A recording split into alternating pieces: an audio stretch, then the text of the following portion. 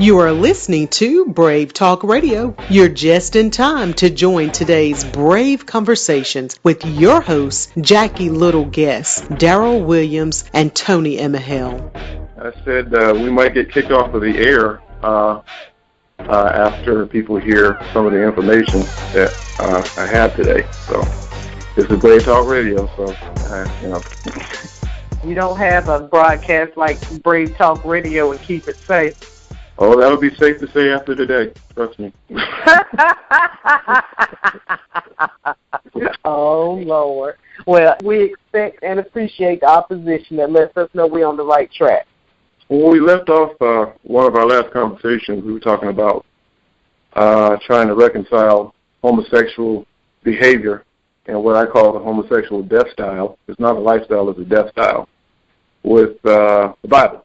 What the Bible clearly says regarding homosexuality being an abomination, meaning it's one of the most detestable things imaginable, even in the mind of God himself, who created us all, and how in today's world that whole agenda as taken from the Gay Manifesto of 1987 is being pushed onto all of humanity now. I think what we need to start with is, one of the questions that I would certainly ask is, how is this happening?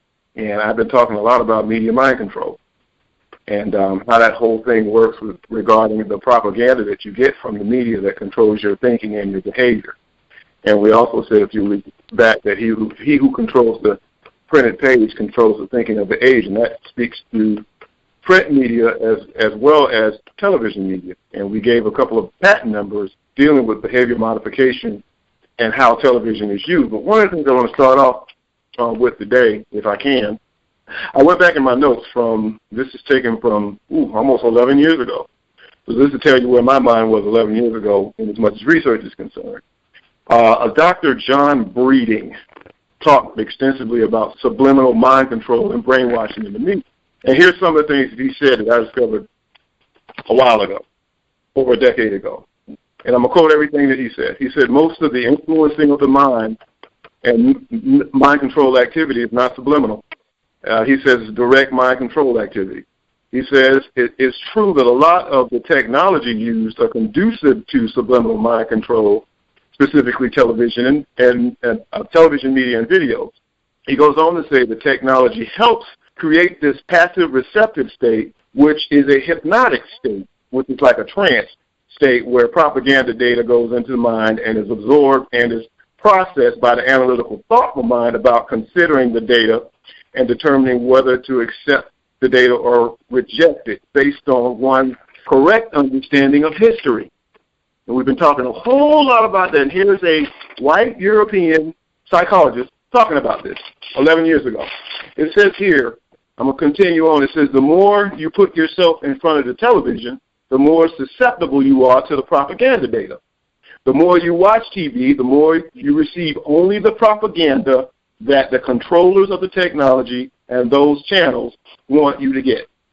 He goes on to say all technology, TV, video, radio, etc., is corporate control. He says their propaganda is desired to create a consumer mentality vis-a-vis a producer mentality. Lastly, he says so-called news, CNN, C-SPAN, NBC, ABC, whoever, all of the alphabet boys, as I call them. He said the more people watch news or newscasts, the less they know and the more ignorant they become. This is what he said. Now, how does that, we're talking about homosexuality. So how do you tie the two together? Over the past 20 years, there's another doctor. Oh, Jesus, I wish I remember his name. He talked about how you destabilize a society using television, using the media. He said you can destabilize a society in 10 years with incessant media propaganda programming. Okay, let's go back 20 years. Ricky Lake, Jerry Springer, Jenny Jones, and all of those, Geraldo, and all of those progressive, liberal talk shows where homosexuality was a prominent topic of discussion on those shows. I remember specifically watching Ricky Lake back in those days, and she would come out and publicly say, oh, it's okay to be homosexual. It's okay. You were born that way. That's one of the biggest lies going, and I want to dispel that before we start, too. Right here, I'm going to take this from Planned Parenthood. See, most people haven't made the connection between Planned Parenthood and the Gay Manifesto agenda. Planned Parenthood. It says, and a quote that I'm going to read. This comes from Planned Parenthood. It says, most people are heterosexual. It says, some people choose to be homosexual or bisexual. It says, a few adults choose not to have sexual relations, which is okay. We have no fight to condemn a person because of his or her sexual preferences. Letting yourself be bothered by fear of homosexuality in yourself and others is irrational. A lot of people wonder about, and this is kind of extreme, about oral and anal sex. Some say that such acts are perverse or degrading. Okay, this is what Planned Parenthood said now.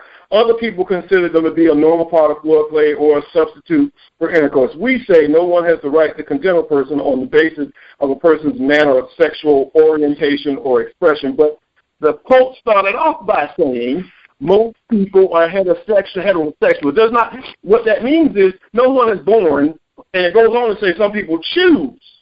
This is what Planned Parenthood said. Some people choose to be homosexual or bisexual. This is what they're saying. Now, this was taken from Saul Gordon, from a quote from 10 Heavy Facts About Sex.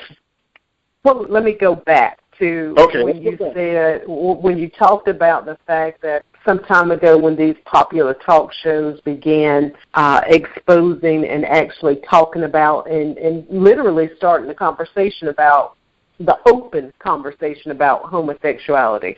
Because I can remember in years past, the discussion of homosexuality was taboo. Even when growing up as a child, that was not something that people talked about openly.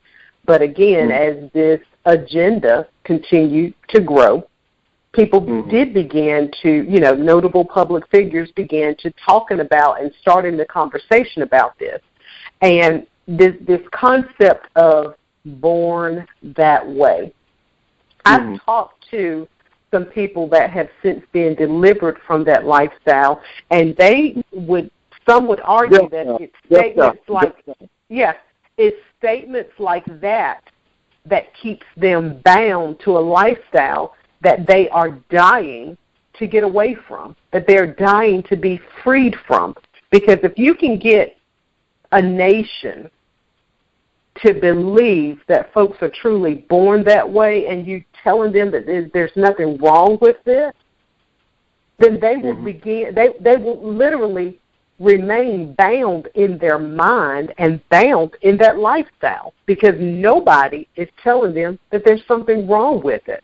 Born that way is a statement that has been planted in the minds of people by the enemy to continually oppress these people in this gay and homosexual lifestyle that is absolutely not of God.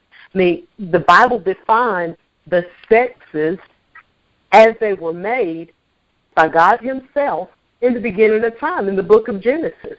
God made them male and he made them female, and he gave the commandment to be fruitful and multiply. You can't multiply with the same sex. It's absolutely impossible. That's a very good point.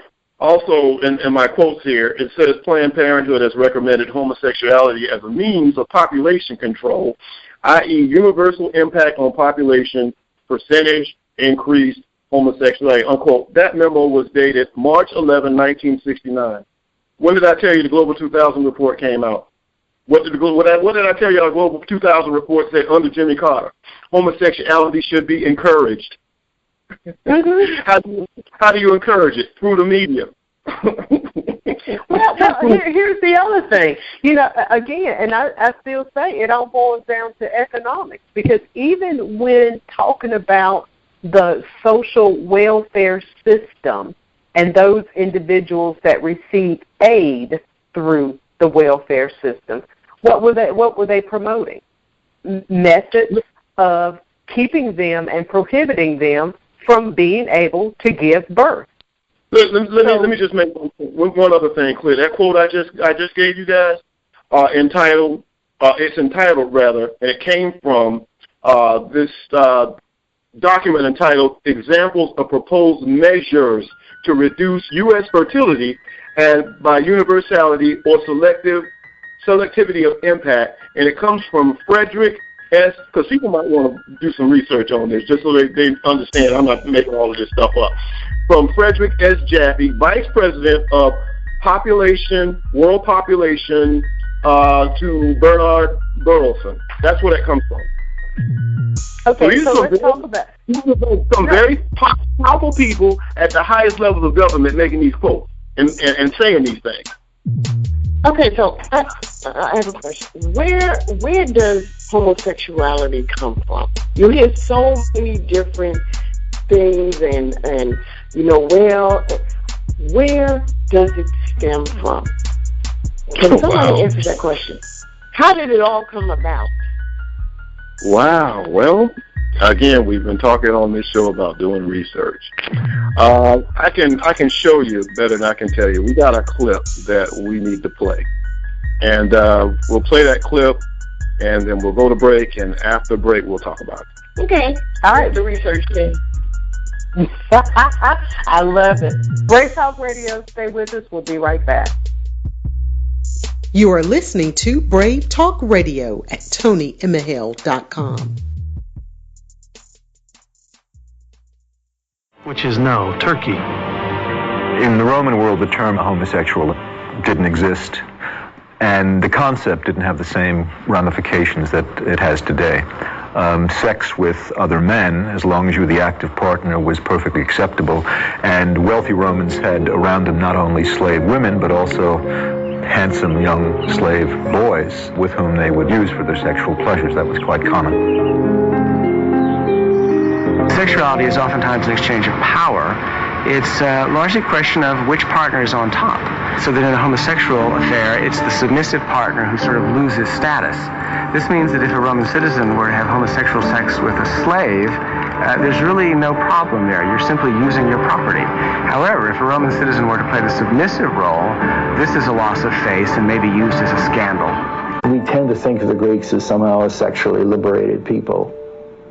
They were not hung up about the same kinds of things that we're hung up about. Their acceptance of sex is a natural part of life.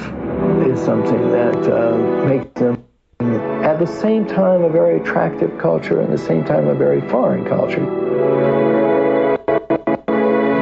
The lascivious behavior of the elite Greek male was mirrored in the antics of his gods. The all-powerful Zeus was a philandering husband whose sexual appetites ran the gamut from goddesses to mortal women to young boys. Romantic love between men and women was not the norm in classical Greece. Marriages were largely economic arrangements to ensure bloodlines and inheritances.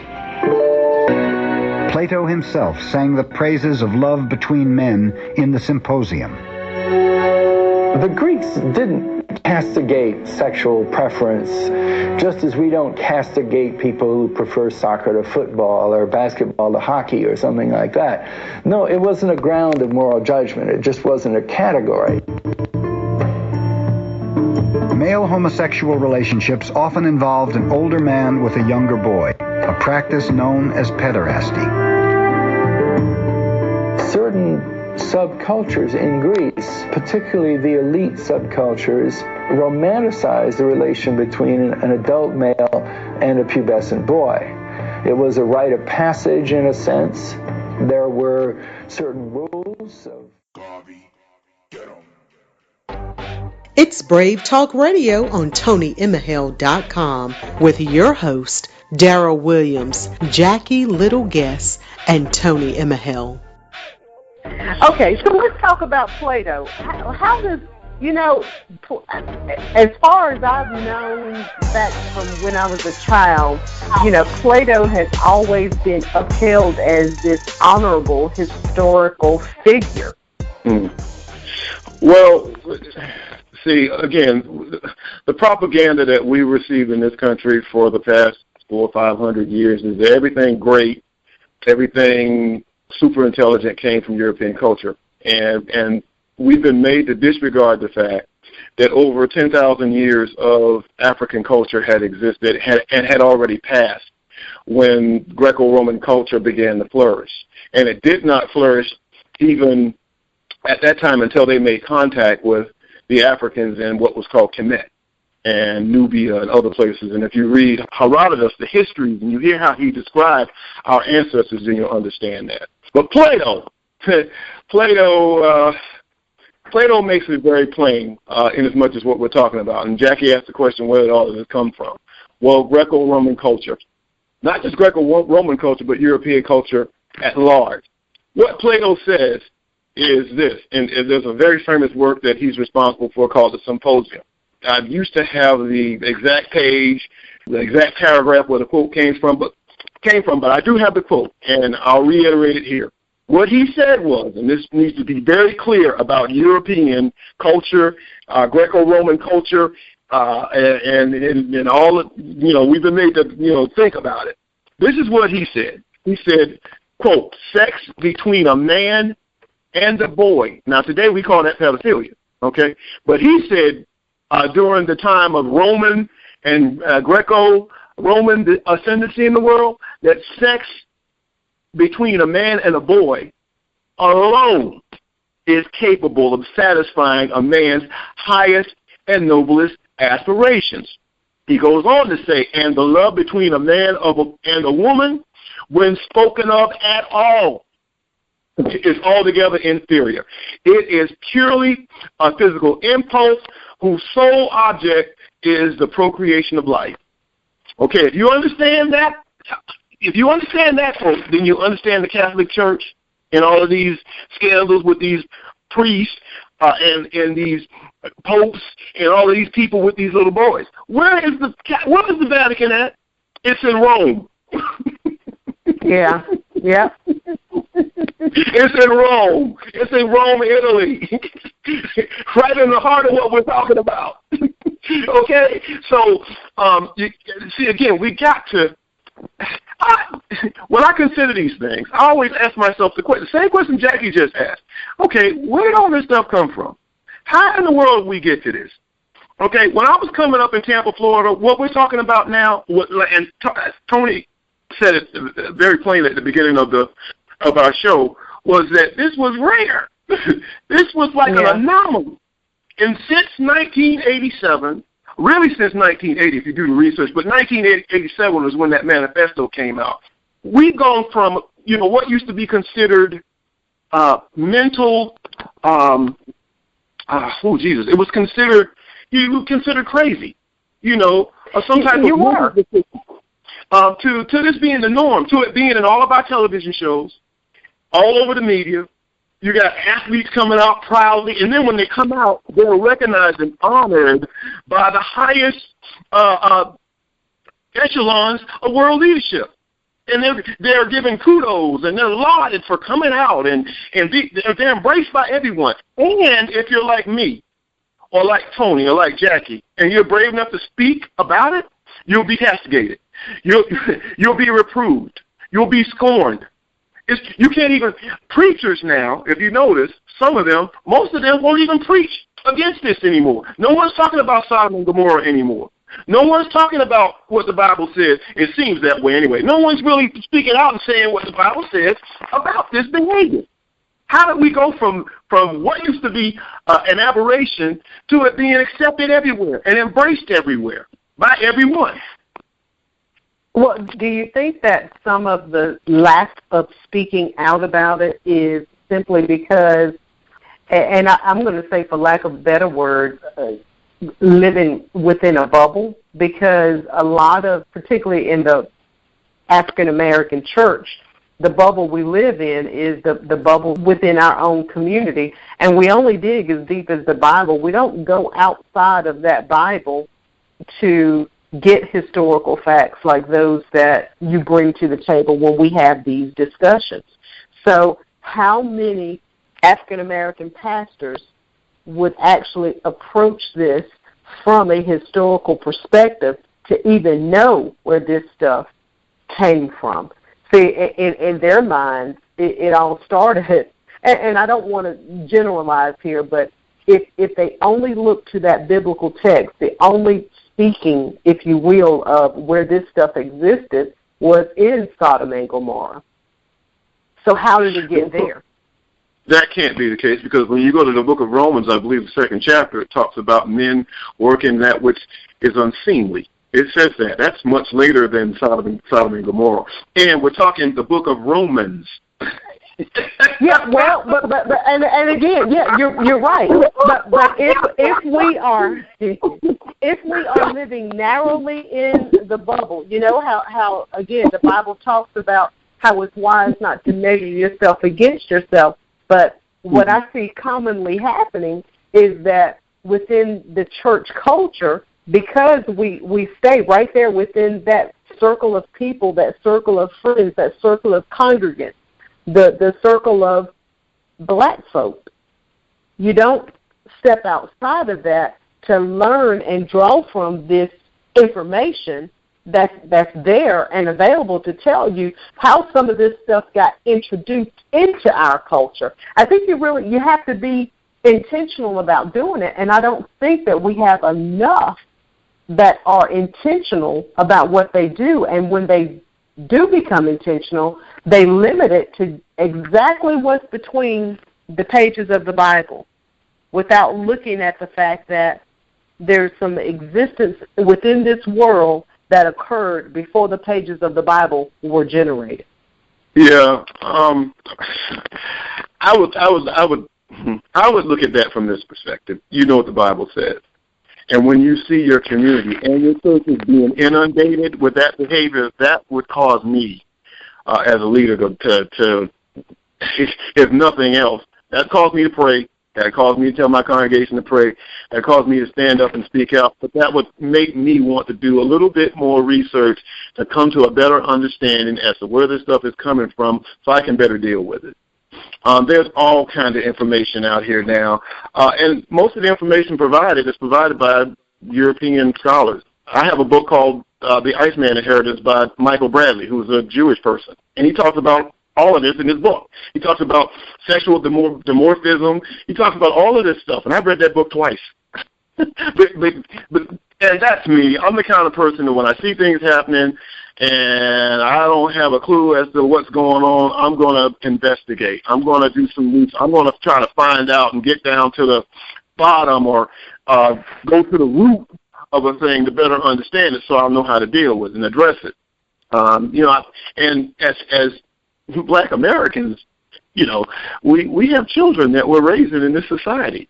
And our value system that we grew up with is being forcibly replaced with something that will, if we don't, I need to be very clear about this. If we don't do something, based on what I've read, the information that comes from Planned Parenthood, based on some of the other things that I know, we're doomed.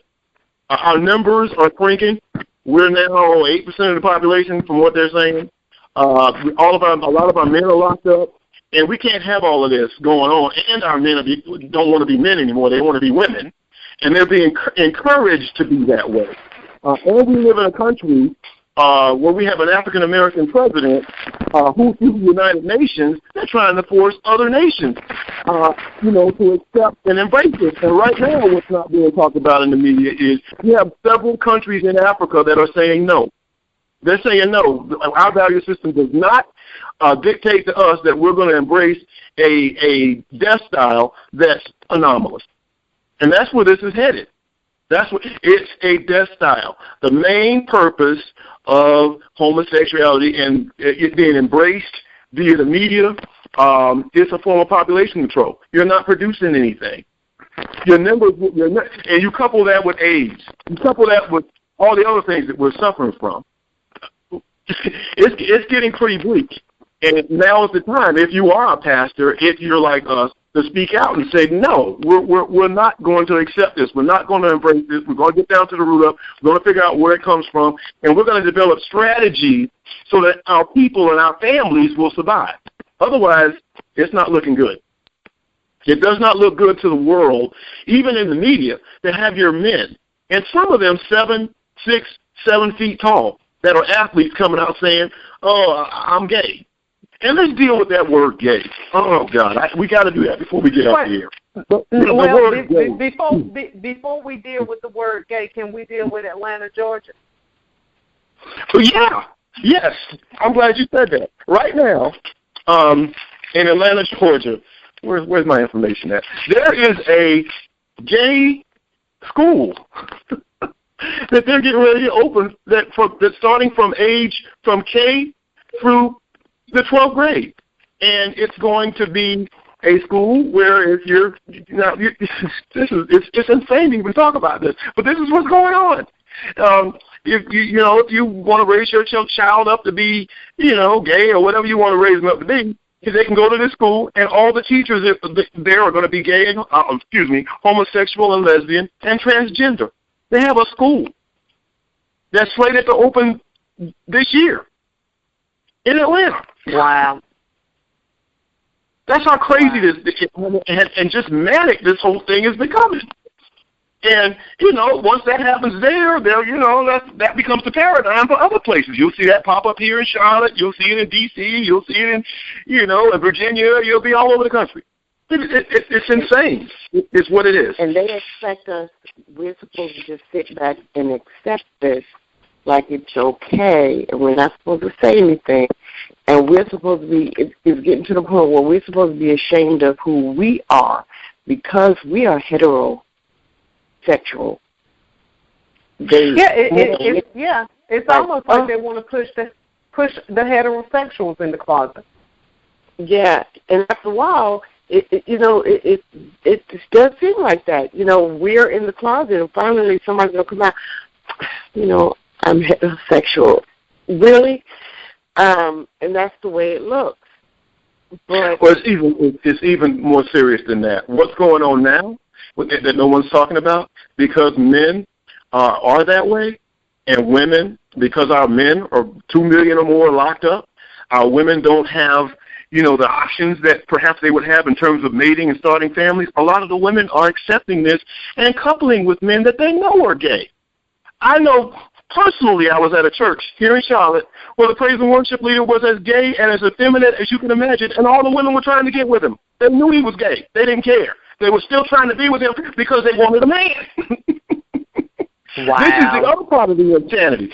I call that maximum sophisticated confusion. That's what I call that. Mm-hmm. And you couple that with another thing called menticide, where you're mentally dead. And a mental death ultimately leads to a physical death that the victim both blindly and happily participates in, sans the word gay. The word gay, when I was coming up, that meant happy. That meant carefree, blase. So they made homosexuality into something acceptable by calling it gay. You're happy, it's your thing. Do what you want to do. Don't worry, be happy. Remember that song? Yeah, I remember that. I remember that. I mean, the same is the symbol of the rainbow that they take and and they use it to represent gay pride, whatever you want to call it. But of course, we know, those of us who are followers and believers of Christ, that the rainbow was God's symbol of his covenant with Noah. It's a mockery to the highest degree, and just like I always talk about, folks need to take their name back. Christians around the world need to take our marriages back, need to take our families back, need to take our biblical meanings of what God intended this world to be back. But it does not come from sitting on our haunches and not saying anything and not being proactive in addressing these issues. And for any of this kind of thing to work, and this goes back to the media, and this goes back to propaganda, mind control programming, in order for any of this stuff to work and for people to even embrace something like this. I'm going to quote Dr. Amos Wilson. May he rest in peace. He was dead on when he said this. He said for any of this insanity to work, black people, because he was a black psychologist, he said black people would have to first be insane or crazy. It's working. It's working, so what are we saying? In order for, and it was someone else that said, for anything that's unjust or to work, good people, the people that know better, the people that clearly understand the Bible, that they say they believe in order for it to work, good people would have to stand by and say nothing. That's how it works.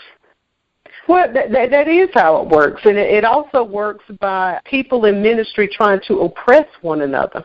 And this is not just within the black or African American community. Some of it exists in most churches, where people are steadily infighting and fighting against each other instead of fighting against or addressing these issues that are working to not just tear down our churches and our families, but it's to tear down humanity. I mean, that's really what we're talking about. That's really what we're talking about here.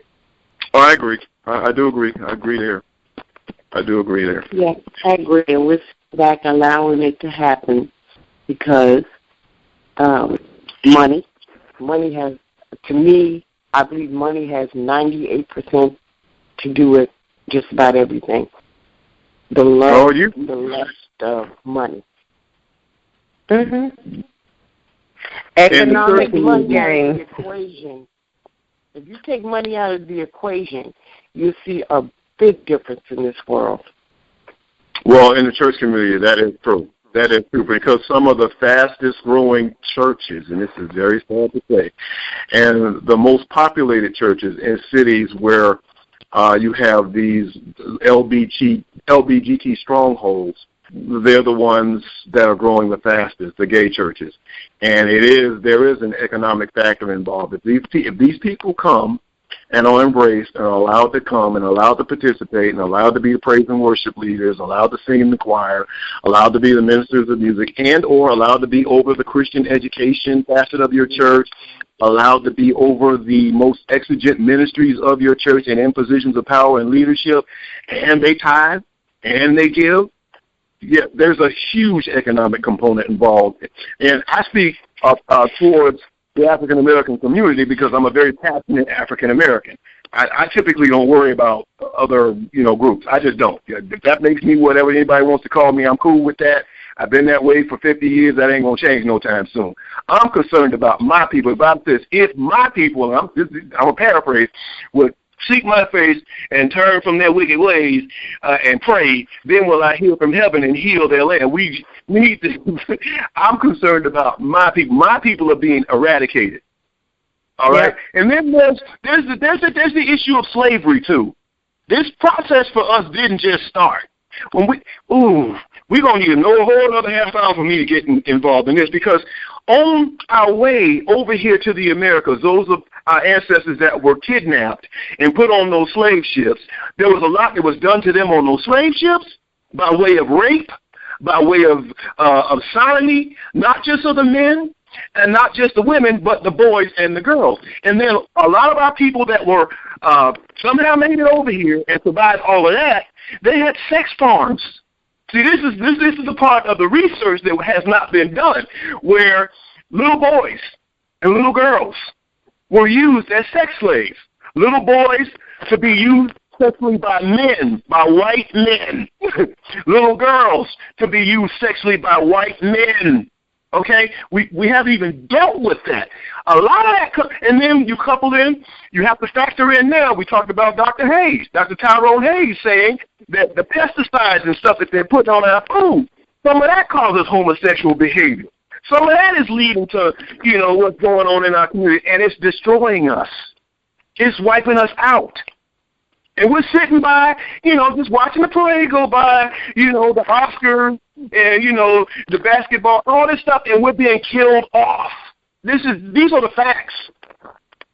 Well, I think it all boils down to prioritizing. And, again, and I've said it before, people do not see the need to become involved or to speak up on the issue until it comes to their front doorstep to roost. So sitting back passively, allowing this stuff to take place and happen, that's not the answer. That's not the answer. And I'm thankful that this platform has been allowed to be able to begin and start invoking that conversation, because a lot of people aren't talking about it. A lot of people aren't talking about it. They're afraid to, and they're afraid of what their friends may think of them, or folks who they're connected with will think about or will think of them. And it's time out for that, because at this point, our existence here on the earth is at stake. When I think about my great-great-great-grandchildren and what kind of life it will be for them to exist here in the earth, it's scary. It's scary now to even think about what my 10-year-old daughter will face when she becomes an adult. Even the statistic about men to women ratio in the churches. So when you talk about this gay praise and worship leader and the women know he's gay, but they're after him anyway, there is a statistic out there that says that in the traditional black church, it's 8 women to 1 man. There's an expression. Go ahead. There's an expression that says desperate times lead to drastic measures. Do you know that there are several societies in America, and I'm just going to talk Black America now, where women and men are becoming polygamous because of the lack of men? Do you know that in Africa right now, Eritrea just passed a law saying that every man in Eritrea, because of this scourge, is wiping us out? And you got to couple that with these vaccination programs where the World Health is going in saying they're vaccinating people, and these people are all dropping dead all over the African continent. See, nobody's really talking about that. I will, they're not talking about it. They're not talking about that, how the men are just dying off. How in America the men are dying off. And in order to try to see, there's this instinct inside of us, which is our first instinct, which tells us to preserve self. Okay? So when things become really desperate, people do drastic things to try to offset the desperation. So you have a lot of women, 4 and 5 women hooking up with 1 man now, right here in America right now. Nobody's talking about it, but that's what's going on. Social leaders are bugged with this. And then you got over in Africa now, there are countries and nations saying, okay, by law they're telling the men you will marry more than 1 woman. You will have more than 1 wife. They're passing laws in Africa now to try to offset all of this devastation that we're suffering, and nobody's talking about it. Well, let's bring it even a step home, and Jackie, you may be able to identify with this just from listening to conversations that the young girls have these days. They don't mind sharing boyfriends. They don't mind being the side chick. That's all that really equates to. They don't mind being the side chick. No, and it's a sad situation when they don't. It's like, as long as I have a warm body every now and then, that's all that matters to me. But it goes deeper than just that warm body, sweetheart. But I just got to have somebody. And, that goes back to the low self-esteem. That's a whole new issue. But, they don't care. That's your man. I know he got to go home to a wife, because I remember one time before, it was some years ago, I was on a public bus, and this girl was sitting back on the bus talking to this other one. Yeah, honey, I had to send him home to his wife because he was getting on my nerves, and but he's going to be back tonight. And the girl was like, send him back to his wife? Yeah. And he's like, you messing with a married man? Yes, because, I want somebody in my life, and I can't get this, that, and the other. So there he was. And, as long as he's doing what he's supposed to be doing and keeping me happy, I don't care if he got to go home to his wife. And it's sad. And even the song that Whitney Houston sang, if you listen to the words, she's talking about a married man. Saving all my love for you. That song. Yes. Yeah. Mm-hmm. Yes. But how many people are loose-mindedly running around singing that song? And I know I've said this before too. I hate that song, I'm Every Woman. You are listening to Brave Talk Radio at ToniEmehel.com.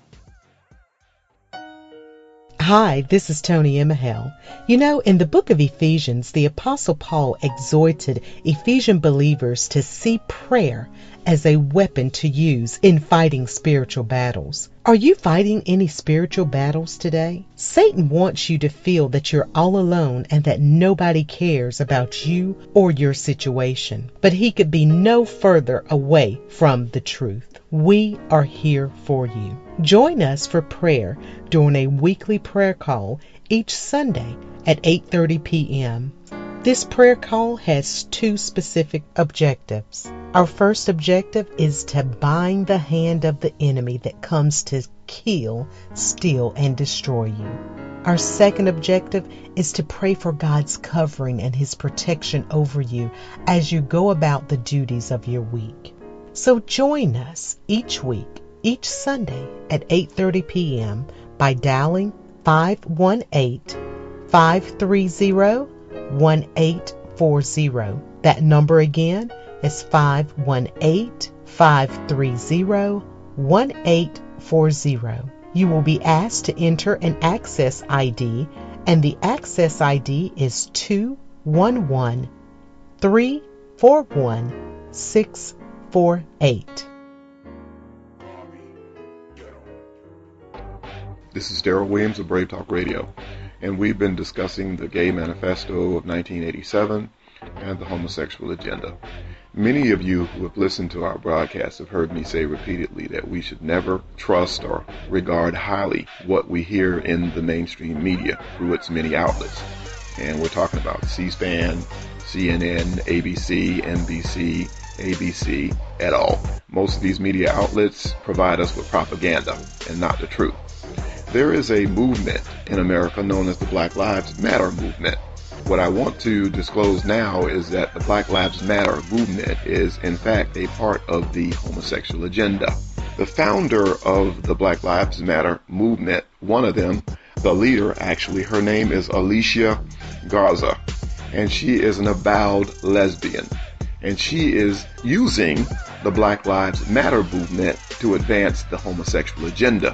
I want to play a short clip for you. You can listen to her in her own words talking about queering our movement, meaning using the Black Lives Matter movement to advance homosexuality and have people embrace homosexual and lesbian and gay and transgender death styles. Let's listen at her in her own words. And always remember, do your own research. Do not trust the media.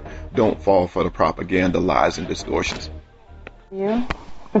Queer, to me, is an umbrella term that incorporates folks who are outside of the heterosexual norm and the what we call heteronormativity, which is a big word for relationships. Marriage is just between a man and a woman. It's the patriarchal family as we understand it. What's important to us in Black Lives Matter is that we are elevating and cultivating the leadership of folks who have not been included in the conversation. That includes Black trans women. That includes Black immigrant women, Black disabled folks, Black incarcerated and formerly incarcerated people. So to us, right, we're really trying to queer our movement. We know even in our tradition and our legacy of Black liberation that queer and trans folks have been in the leadership, however have had to kind of cut pieces of themselves off because it wasn't acceptable. Baird Rustin being an incredible example of that. Audre Lorde being an incredible example of that, right? We want to create a different kind of movement culture. We think it's important, we think we need it, and we don't think that we can survive without it. This is Deryl Williams of BraveTalk Radio. You've just heard from the mouth of the leader of the Black Lives Matter movement, Alicia Garza, and what the goal objective, the real goal objective of the Black Lives Matter movement is. Please don't be deceived. Once again, this is Deryl Williams, BraveTalk Radio.